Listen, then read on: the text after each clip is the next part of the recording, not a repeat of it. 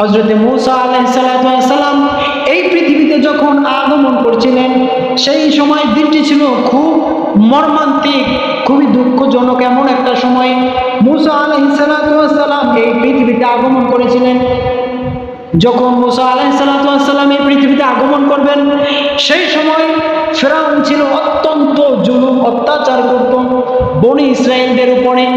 ফিরআউন তিনি একবার স্বপ্নে দেখতেছিলেন যে শাম দেশ থেকে তার কাছে একটা অগ্নিশিখা এসে তার সমস্ত, তার যেই হুকুম রয়েছে, তার যেই এলাকাটা রয়েছে, তার সমস্ত এলাকাটা ধ্বংস করে দিচ্ছে। হযরতে মূসা আলাইহিস সালাম ছিলেন সেই মূল স্বপ্নের ব্যাখ্যা। ফিরআউন চিন্তায় পড়ে গেলেন, আমি কি স্বপ্ন দেখলাম। পরের দিন যেই স্বপ্ন তাবির করে, স্বপ্ন তাবিরদেরকে সকলকে ডাকলেন। ডাকার পরে বলতেছেন, আমি এভাবে একটা স্বপ্ন দেখছি যে শাম দেশ থেকে একটা অগ্নিকুণ্ড এসে আমাদের সমস্ত কিপ্তি সম্প্রদায়কে ধ্বংস করে দিল। তখন যারা এই স্বপ্নের ব্যাখ্যা করে তারা বলতেছে, এটার অর্থ হলো এই যে বনি ইসরাইল রয়েছে, বনি ইসরাইলের থেকে একটা সন্তান জন্মগ্রহণ করবে, যেই সন্তানটি আমাদের এই কিপ্তি সম্প্রদায়কে ধ্বংস করে দিবে। সম্মানিত হাজরিন, তখন ফিরআউন ঘোষণা দিয়ে দিলেন, যত বনি ইসরাইল জন্মগ্রহণ করবে সকলকে হত্যা করে দেবে, কতল করে দিবে, একটা ছেলে সন্তানও জীবিত থাকতে পারবে না। ফিরআউন ঘোষণা দিয়ে দিলেন। প্রত্যেকটা অঞ্চলে, প্রত্যেকটা মহল্লায়, গোটা পৃথিবীতে ছড়িয়ে পড়ল। যত বনি ইসরাইলি সন্তান নিত, সাথে সাথে তাকে ক্রয় তাকে হত্যা করে দিত। হযরত মূসা আলাইহিস সালাম সেই সময় জন্মগ্রহণ করেন। তার মা খুবই চিন্তায় পড়ে গেল, যদি এখন আমার সন্তান জন্মগ্রহণ করে আমি কি অবস্থায় আমার সন্তানকে বাঁচাবো। আল্লাহ রাব্বুল আলামিন জানাই দিল, তোমার কোনো চিন্তার কারণ নাই, আমার বন্ধুকে আমি পাঠাচ্ছি, অতএব সব চিন্তাই আমার কাছে। আল্লাহ জানাই দিলেন মূসা আলাইহিস সালামের মায়ের কাছে, যখন তোমার সন্তান প্রসব করবে সাথে সাথে তুমি একটি কিস্তি তৈরি করবা, তুমি একটি সিন্দুক তৈরি করবা, ওই সিন্দুকের ভিতরে মূসাকে তুমি নদীতে ছেড়ে দেবা। তার মা টেনশনে পড়ে গেল, ঠিক আছে আমি ছেড়ে দেবো, আল্লাহ আমাকে বললেন, কিন্তু আমার সন্তানকে নদীতে ছাড়ার পরে আমার সন্তান কোথায় যাবে চিন্তা। মায়ের যে একটা ভালোবাসা সেটা একমাত্র মাই বুঝবে, আর কেউ বুঝবে না। সম্মানিত হাজরিন, মূসা আলাইহিস সালামের মা খুব চিন্তায় পড়ে গেল, কি অবস্থায় কি করবো। আল্লাহ জানাই দিলেন, তুমি সিন্ধুকে তোমার সন্তানকে ছেড়ে দাও। যাই হোক, তার মার কোনো কিছু করার ছিল না। সাইয়েদনা মূসা আলাইহিস সালামের মা, যখন মূসা আলাইহিস সালামের মা প্রসব করল, মূসা আলাইহিস সালাম পৃথিবীতে আসলেন। এরপরে সিন্ধুকে করে নদীতে ছেড়ে দিলেন। মূসা আলাইহিস সালামের মা মূসা আলাইহিস সালামের বোনকে তার পিছু লাগাই দিলেন, তুমি যাও, গিয়ে দেখবা এই সিন্ধুক কোথায় গিয়ে থামে। তখন তার বোন ওই সিন্ধুকের পাড়ে পাড়ে সিন্ধুক ভাসতে ভাসতে যাচ্ছে, আর তার বোনও পাড়ে পাড়ে যাচ্ছে, দেখতেছে যে সিন্ধুকটি কোথায় যায়। সম্মানিত হাজরিন, এক পর্যায়ে সেই সিন্ধুকটি ফিরআউনের ঘাটে গিয়ে থেমে গেল। তখন ফিরআউনের সমস্ত কর্মচারীরা দেখতে পেল তার ঘাটে একটা সিন্ধুক রয়েছে। সাধারণত সিন্ধুকের ভিতরে টাকা পয়সা এবং সোনা গয়নাই থাকে। ফিরআউন আদেশ দিলেন, যাও যাও, তোমরা গিয়ে সিন্ধুকটা তুলে নিয়ে আসো। সিন্ধুকটা যখন নিয়ে আসলো, খুলে দেখলো ছোট্ট কোচকোচে সুন্দর একটা বাচ্চা সিন্ধুকের ভিতরে আঙ্গুল চুষতেছে। ফিরআউনের অবস্থা দেখে, এত ফুটফুটে এত সুন্দর বাচ্চা, তিনি বুঝতে পারলেন যে এটা অবশ্যই বনি ইসরাইলের সন্তান। তিনি সাথে সাথে কতল করার জন্য নির্দেশ দিয়ে দিলেন। আসিয়া সাথে সাথে এসে পড়ল। ফিরআউনের স্ত্রী ছিল আসিয়া, আসিয়ার সন্তান হচ্ছিল না। তিনি ছিলেন অত্যন্ত মায়াময়ী, অত্যন্ত চেহারাময়ী। তিনি বলতেছেন, ও আমার স্বামী, তোমারও সন্তান নাই, আমার সন্তান নেই, এত সুন্দর একটি সন্তান আমাদের ঘরে এসেছে, হোক সেটা ইসরায়েলি বনি ইসরায়েলের সন্তান, কিন্তু ছোটবেলা থেকে যদি আমরা লালন পালন করি অবশ্যই আমাদের কথাগুলো শুনবে। এই বলে আসিয়া বলতেছেন, যাও, যে এই সন্তানকে রেখে দাও, রেখে দিলে অবশ্যই ছোট মানুষ, আমরা যেভাবে শিখাবো, আমরা যে পথে চালাবো সে সেই পথেই চলবে, অতএব আমাদের কথাকে অবশ্যই মানবে, যদিও বনি ইসরায়েলি তারপরেও রেখে দাও। তখন ফিরআউন একটু আসিয়ার কথায় নরম হয়ে গেলেন। যেহেতু বলতেছে আমাদের ছেলে সন্তান নাই, তাহলে আমরা এই সন্তানটিকে রেখে দিই। দেখেন আল্লাহর কি লীলা খেলা।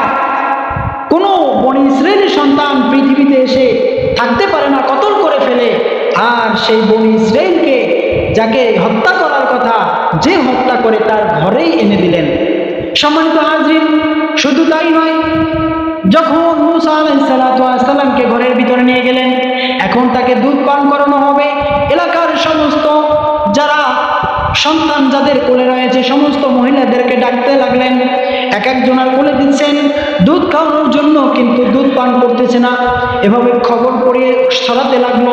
মূসা আলাইহিস সালামের বোন সমস্ত সংবাদগুলো সব কিছু দেখে নিজ চোখ থেকে বাড়িতে চলে গেলেন। বাড়িতে গিয়ে মাকে বলতেছেন, মা এরকম এরকমের ঘটনাগুলো ঘটতেছে। তখন সাথে সাথে সাইয়েদনা মূসা আলাইহিস সালামের মা চলে আসলেন ফেরাউনের দরবারে। ফেরাউনের দরবারে এসে তিনিও সিরিয়ালে দাঁড়িয়ে গেলেন। সমস্ত মহিলার শেষে মূসা আলাইহিস সালামের মা এসে দাঁড়ালেন। কোনো মহিলার দুধ পান করলো না। যখন তার মা কোলে নিলেন, সাথে সাথে দুধ পান করে দিল। দেখেন আল্লাহ রাব্বুল আলামিন কিভাবে মূসা আলাইহিস সালামকে বাঁচালেন। তার মার কোল আলাদা করলো না এবং হত্যাও করলো না। যে হত্যা করে তার ঘরের ভিতরে মা ছেলে দুজনকে এনে দিল। সম্মানিত হাজির, এরপরে ফেরাউন ওই মূসা আলাইহিস সালামের মাকে ফেরাউনের দরবারে রেখে দেন। আমি সংক্ষিপ্ত বলতেছি যেহেতু সময় কম। তার ঘরেই রাখতেছে। এরপরে রাখতে রাখতে এক পর্যায়ে মূসা আলাইহিস সালাম অনেক বড় হচ্ছিল। হতে হতে তিনি দেশের অবস্থাও দেখতেছে এবং মহল্লার অবস্থাও দেখতেছে। সাথে ফেরাউন যেভাবে বনি ইসরায়েলের উপরে অত্যাচার করতেছে সেগুলো তিনি উপভোগ করতেছেন। তিনি দেশে ভ্রমণ করতেছেন, দেখতেছেন। এক পর্যায়ে অনেকের ভিতর অনেক ঘটনা, লম্বা ঘটনা। এর ভিতরে একটা ঘটনা ঘটেছিল। একদিন তিনি ঘুরতে বের হয়েছিল, দেখে প্রতিমধ্যে দুজন ব্যক্তি বাজাবাজি করতেছে, কথা কাটাকাটি করতেছে। একটা হচ্ছে বনি ইসরায়েলি দল, আর একটা হচ্ছে আপনার কিপ্তি দল, কিপ্তির সম্প্রদায়। কিপ্তি হচ্ছে ফেরাউনের যেই গোষ্ঠী, তারা বনি ইসরায়েল এবং কিপ্তি সম্প্রদায় দুইজনে বাজাবাজি করতেছে। হঠাৎ করে সেখানে সাইয়েদনা মূসা আলাইহিস সালাম হাজির হলেন। তো বনি ইসরায়েলি যে, সে দেখে চিনতে পারলেন যে ইনি হচ্ছেন আমাদের বনি ইসরায়েলের একজন সন্তান। চেনার সাথে সাথে তাকে ডাক দিলেন। দেখেন আমার সাথে এভাবে কথা কাটাকাটি করতেছে, আমি এটা বলি, তারপরও আমাকে উল্টো ধমক দিচ্ছেন। মূসা আলাইহিস সালাম তাকে বোঝানোর চেষ্টা করতেছেন, কিন্তু তিনি বুঝতেছে না। এক পর্যায়ে মূসা আলাইহিস সালাম ক্ষিপ্ত হয়ে একটা ঘুষি মারলেন। ঘুষি মারার সাথে সাথে ওই লোকটি ইন্তেকাল করে ফেললেন।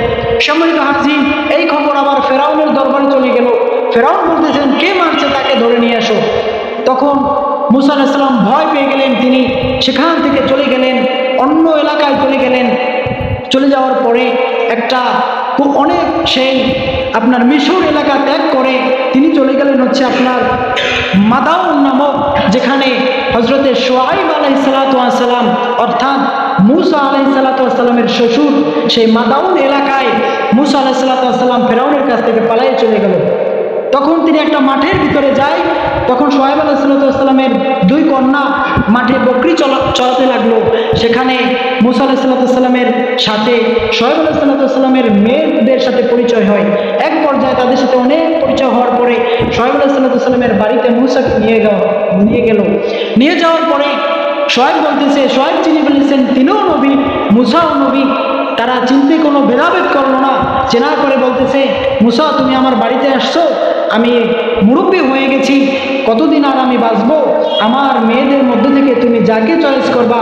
আমার একটা দাবি, তুমি আমার বাড়িতে 8 বছর থাকবা, আর যদি 8 বছর না থাকো তাহলে 10 বছর থাকবা। 10 বছর থাকলে তো ভালোই হয়। দেখা যায় বিয়ে করতে গেলে মহারণা দিতে হয়। মূসার তো কোনো সম্পদ নাই, তাকে মহারণা শুরু হয়। 8 বছর ছিল তার মহারণা। সম্মানিত হাজির, এরপরে মূসা আলাইহিস সালাম হযরত শুআইব আলাইহিস সালামের কন্যাকে বিয়ে করে সেখান থেকে 8 বছর থেকে আবার সেই মিশর এলাকায় চলে গেলেন। সেখানে আল্লাহ পাক রব্বুল আলামিনের হুকুম অনুযায়ী আবার দাওয়াত দিতে লাগলেন। যাই হোক, অনেক লম্বা ঘটনা বলতেছি সংক্ষেপ করে। ফেরাউন আবার বলতেছেন, তুমি আবার এসেছো এখানে কেন? বলতেছে, আমার আল্লাহর দাওয়াত নিয়ে এসেছি। ফেরাউন বলতেছেন, কোন আল্লাহর তুমি দাওয়াত নিয়ে আবার আসছো? তখন মূসা বলতেছেন, যেই আল্লাহ এক একাত্মবাদ, আমার খোদার দাওয়াত নিয়ে আমি আসছি। আস্তে আস্তে করে মূসা আলাইহিস সালামের অনেক উম্মত তৈরি হয়ে গেল। আর ফেরাউন আবার ওদিকে মুসার ক্ষিপ্ত হয়ে গেল, তাদের উপরে জুলুম করতেছিল।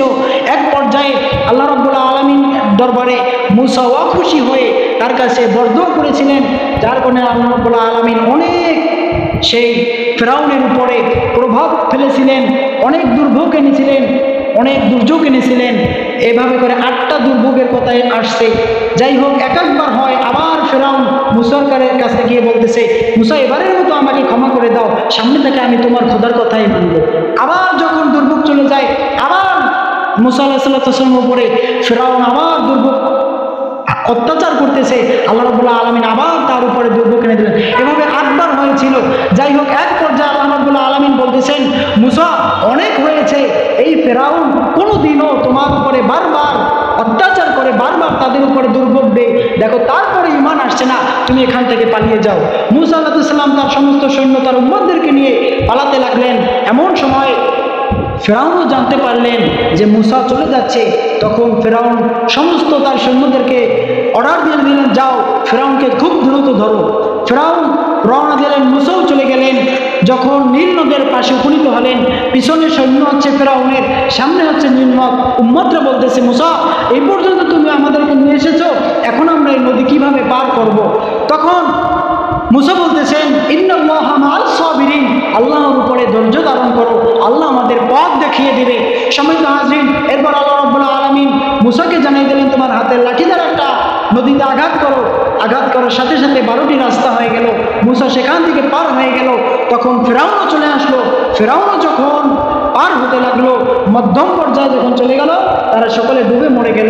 এটাই হচ্ছে আমাদের বিজয়ের দিন। এটা দ্বারা আমাদের শিক্ষণীয় ব্যাপার হলো, এই যে আল্লাহ রাব্বুল আলামিনের কাছে মুসা বলতেছিলেন, ইন্নাল্লাহা মা'আস সাবিরিন, তোমরা ধৈর্য ধারণ করো, অবশ্যই এর সুফল পাবে। হাজরিন, দেখেন তাদের ঈমানি বল কত ছিল, কত মজবুত ছিল, এবং প্রত্যেকটি কাজে তারা ধৈর্য ধারণ করেছিলেন। এই জন্য রসুলও বলে গেছেন, আল্লাহ জানিয়ে দিলেন, তোমরা ধৈর্য ধারণ করো, অবশ্যই তোমাদের সুফল আসবে।